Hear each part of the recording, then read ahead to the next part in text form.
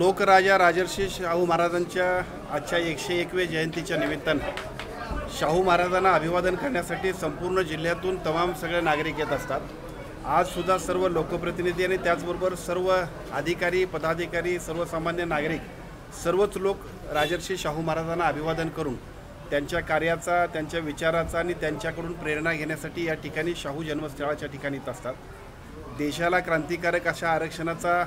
एक अतिशय चांगल्या पद्धतीचा विचार 125 वर्षापूर्वी देणार आहे आणि संपूर्ण देशामध्ये आरक्षणाच्या बरोबरच सर्व पद्धतीचा राजा कसा असावा त्याचा उत्कृष्ट आदर्श